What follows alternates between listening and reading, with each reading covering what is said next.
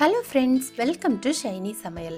இன்றைக்கி நம்ம சுலபமாக செய்யக்கூடிய பாகற்காய் தொக்கு எப்படி பண்ணுறதுன்னு பார்க்க போகிறோம். இதில் ரொம்ப கசப்பு கம்மியாக இதை எப்படி டேஸ்ட்டாக பண்ணுறதுன்னு பார்க்கலாம். வீடியோக்குள்ளே போக முன்னாடி என்னோடய சேனலை இதுவரைக்கும் சப்ஸ்கிரைப் பண்ணாதவங்க மறக்காமல் சப்ஸ்கிரைப் பண்ணிக்கோங்க. அப்படியே பக்கத்தில் இருக்க பெல் பட்டனையும் கிளிக் பண்ணிக்கோங்க. அப்போ தான் நான் அடுத்தடுத்து போடுற வீடியோஸை நீங்கள் தவறாமல் பார்க்க முடியும்.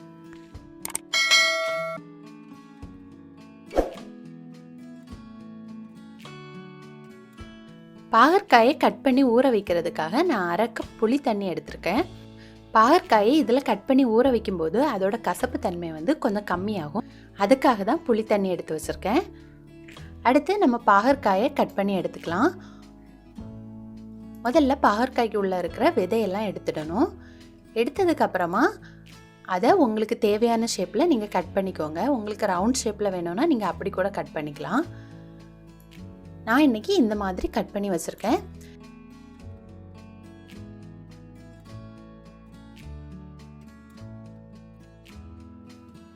இப்போ இதெல்லாம் கட் பண்ணி நம்ம எடுத்து வச்சிருக்க புளி தண்ணியில் போட்டுடுங்க.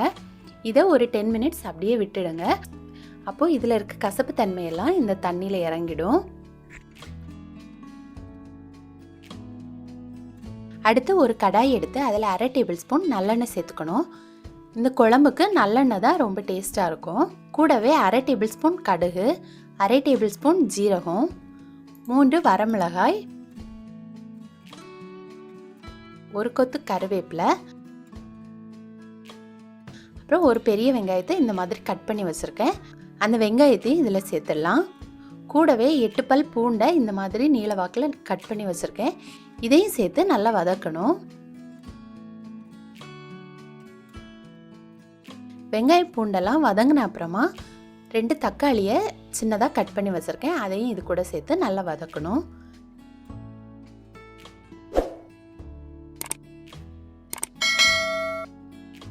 இப்போ தக்காளியும் நல்லா வதங்கி வந்தாச்சு. அடுத்து நம்ம ஊற வச்சுருக்க பாகற்காயை இதில் சேர்க்கணும். பாகற்காயும் இதில் சேர்த்து நல்லா வதக்கி எடுத்துக்கணும்.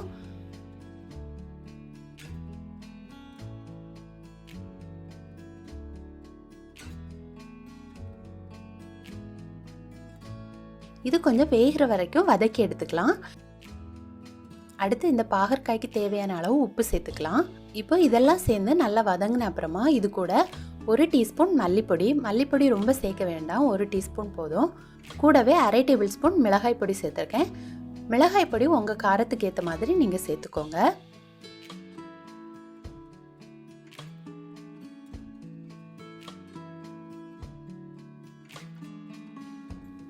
அடுத்து அரை டீஸ்பூன் மஞ்சள் பொடி சேர்த்து இந்த மசாலாவோட பச்சை வாசனை போகிறது வரைக்கும் இதை நல்லா வதக்கி எடுத்துக்கணும்.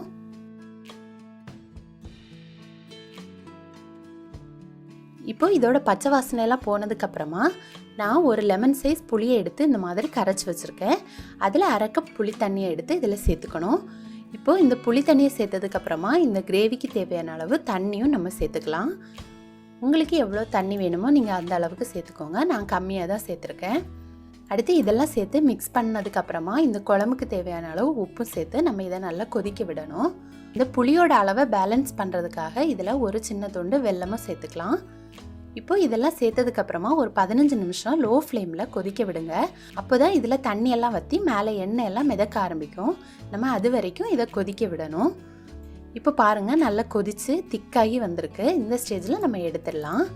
இப்போ நமக்கு சூப்பரான பாகற்காய் தொக்கு ரெடி ஆகிடுச்சு. பாருங்கள் எவ்வளோ திக்காக சூப்பராக வந்திருக்கு.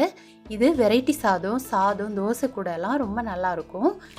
நீங்களும் இந்த மாதிரி செய்து பார்த்து உங்களோட கமெண்ட்ஸை சொல்லுங்கள். இந்த வீடியோ உங்களுக்கு பிடிச்சிருந்தனா என்னோட சேனலை மறக்காமல் சப்ஸ்கிரைப் பண்ணிக்கோங்க. தேங்க்யூ.